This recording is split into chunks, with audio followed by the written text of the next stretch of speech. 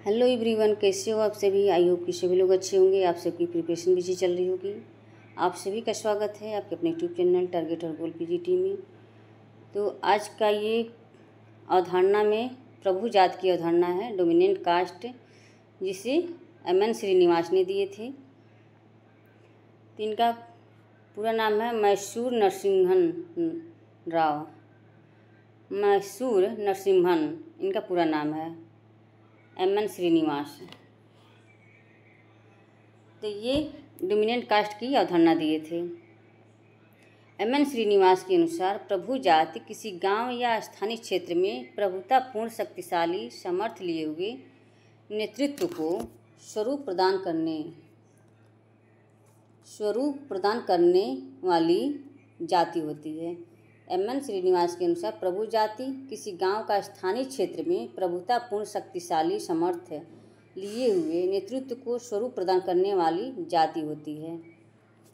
एक जाति को दबंग जाति तब कहा जाता है जब संख्या बल के आधार पर, क्या कहा गया है, एक जाति को दबंग जाति तब कहा जाता है जब संख्या बल के आधार पर किसी गांव या क्षेत्र में शक्तिशाली हो तथा आर्थिक एवं राजनैतिक रूप से अपने प्रभाव का प्रबल उपयोग करती हो।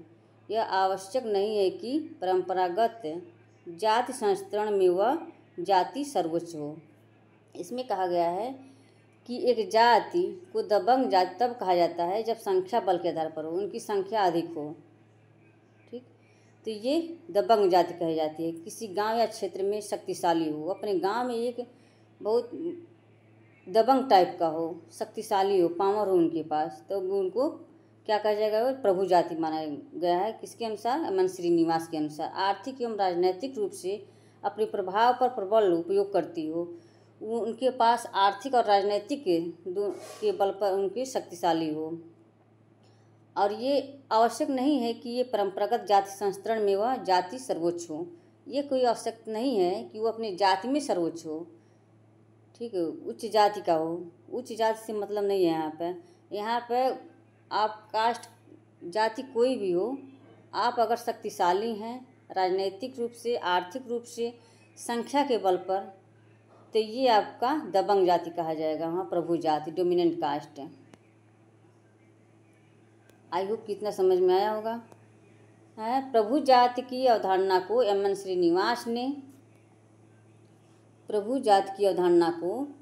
श्रीनिवास ने मैसूर के रामपुरा गांव का अध्ययन किया। रामपुर गांव के स्थानीय जाति का लिंग को दबंग जाति माना है। उसका लिंग यहाँ तो कुछ गलत हो गया है। यहाँ पे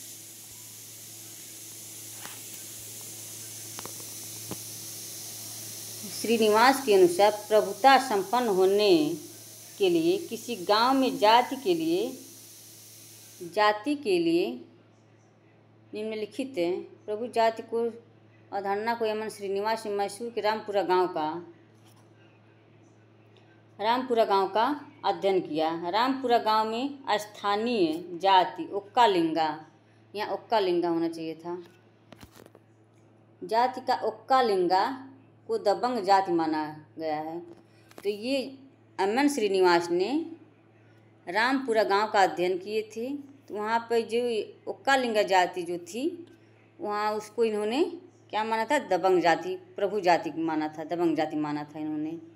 श्रीनिवास के अनुसार प्रभुता संपन्न होने के लिए किसी भी जाति के लिए निम्नलिखित विशेषताएं होनी आवश्यक है। तो इन्होंने विशेषताएं क्या क्या बताया, उसके स्वामित्व में अधिक से अधिक भूमि हो, भू स्वामित्व, अगर भूस्वामित्व हो, उनके पास ज़्यादा, उनको भूमि का मालिक हो, उनकी बहुत ज़्यादा संपत्ति हो, तो वो सबसे दबंग जाति। संख्या बल पर उनके पास अधिक संख्या हो, वह स्थानीय जाति के लोगों में कुछ ऊंची तथा प्रतिष्ठा प्राप्त किया हो, वह अपनी कुछ ऊंची प्रतिष्ठा, ऊंचे पद पर कोई हो, तो वो क्या माना जाएगा, दबंग जाति माना जाएगा। श्रीनिवास के अनुसार प्रभुता संपन्न होने के लिए किसी भी जाति के लिए निम्नलिखित विशेषताएं होनी आवश्यक है। तो यहाँ पे क्या है, उसके स्वामित्व में अधिक से अधिक भूमि हो, वही है ये, संख्या बल अधिक हो, वह स्थानीय जाति के लोगों में कुछ ऊंची तथा प्रतिष्ठा प्राप्त हो। एम.एन. श्रीनिवास के अनुसार कुछ अन्य प्रमुख विशेषताएं दी गई: प्रशासनिक शक्ति, आधुनिक शिक्षा एवं नवीन व्यवसाय, आर्थिक एवं राजनैतिक प्रभुत्व होनी चाहिए, जाति व्यवस्था में उच्च सामाजिक स्थिति होनी चाहिए, संख्यात्मक शक्ति हो, संपूर्ण गांव में रचनात्मक कार्य करना। तो ये क्या हो जाएगी? दबंग जाति, प्रभु जाति, डोमिनेंट कास्ट माना गया है। किसके अनुसार? एम.एन. श्रीनिवास के अनुसार। तो इसमें एक बार फिर से हम यहाँ पर रिवीजन कर देते हैं। आई होप कि समझ में आ गया हो आप लोगों को। तो सभी लोग एक बार शेयर कर दें क्लास को। क्लास से पहली बार जुड़े फिर चैनल को सब्सक्राइब कर लें। अभी आपका 9 बजे आपका चलेगा प्रैक्टिस सेट सोशियोलॉजी की, तो वहाँ भी आप लोग अवश्य जुड़िएगा। तो एम.एन. श्रीनिवास के अनुसार प्रभु जाति किसी गांव या स्थानीय क्षेत्र में प्रभुतापूर्ण, शक्तिशाली, समर्थ लिए हुए नेतृत्व को स्वरूप प्रदान करने वाली जाति होती है। एक जाति को दबंग जाति तब कहा जाता है जब संख्या बल के आधार पर किसी गांव या क्षेत्र में शक्तिशाली हो तथा आर्थिक एवं राजनैतिक रूप से अपने प्रभाव का प्रबल उपयोग करती हो। यह आवश्यक नहीं है कि परंपरागत जाति संस्करण में वह जाति सर्वोच्च हो। प्रभु जाति की अवधारणा को एम.एन. श्रीनिवास ने मैसूर के रामपुरा गांव का अध्ययन किया। रामपुरा गांव में स्थानीय जाति का उक्कालिंगा को दबंग जाति माना। इन्होंने यहाँ पे उक्कालिंगा होना चाहिए था, यहाँ पे उक्कालिंगा को दबंग जाति माना है। श्रीनिवास के अनुसार प्रभुता संपन्न होने के लिए किसी भी जाति के लिए निम्नलिखित विशेषताएं होनी आवश्यक है: उसके स्वामित्व में अधिक से अधिक भूमि हो, भू स्वामित्व जिसे बोला जाता है, संख्या बल अधिक हो, वह स्थानीय जाति के लोगों में कुछ ऊंची तथा प्रतिष्ठा प्राप्त किया हो। श्रीनिवास के अनुसार प्रभुता संपन्न होने के लिए, ये रिपीट हो गया है यहाँ पे, ऐसा लगता है, ऊंची प्रतिष्ठा प्राप्त हो। एम.एन. श्रीनिवास के अनुसार कुछ अन्य प्रमुख विशेषताएं: प्रशासनिक शक्ति, आधुनिक शिक्षा एवं नवीन व्यवसाय, आर्थिक एवं राजनैतिक प्रभुत्व, जाति व्यवस्था में ऊंची सामाजिक स्थिति, संख्यात्मक शक्ति, संपूर्ण गांव में रचनात्मक कार्य करना। तो ये क्या है? प्रभु जाति डोमिनेंट कास्ट की अवधारणा के बारे में बताया गया है। और कुछ भारतीय ग्रामों में कुछ अन्य जो प्रभु जाति को माना गया है, किसके अनुसार? तो यहाँ पे ऑस्कर लेविस ने गाजियाबाद रामपुरा गांव का अध्ययन किए थे, जिन्होंने प्रभु जाति को जाट को प्रभु जाति किसे माना था? जाट को माना है। ऑस्कर लेविस ने ये रामपुर गांव का अध्ययन किए थे। एम.एन. श्रीनिवास ने रामपुरा गांव का अध्ययन किए हैं, लेकिन ऑस्कर लेविस ने किसका अध्ययन किया है? रामपुर गांव का अध्ययन किए हैं। तो इन्होंने प्रभु जाति किसको माना है? जाट को माना था। एम.एन. श्रीनिवास ने उक्कालिंगा को माना है। ये एन.के.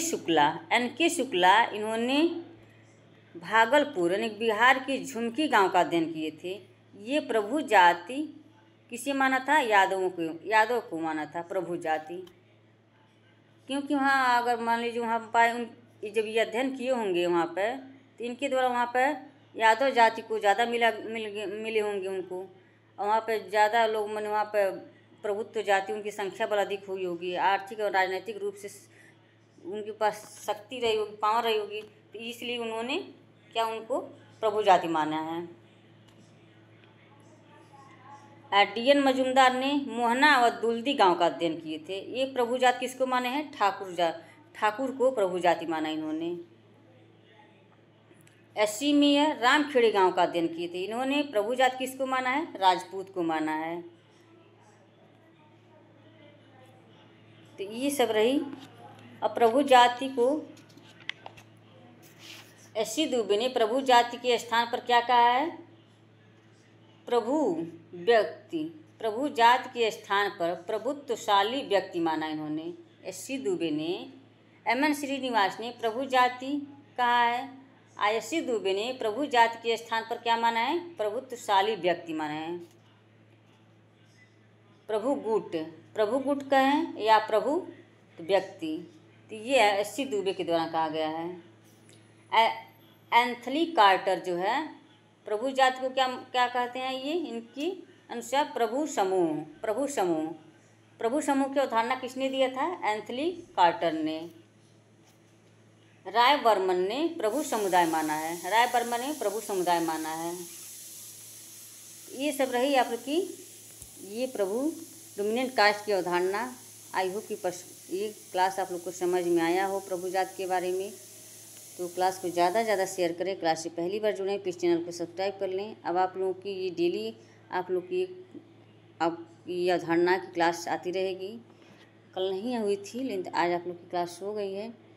तो अगर एक दिन आपका डिफरेंस अंतर देकर के आ जाएगा, क्लास आएगा, डेली आपका आएगा, कोशिश रहेगी।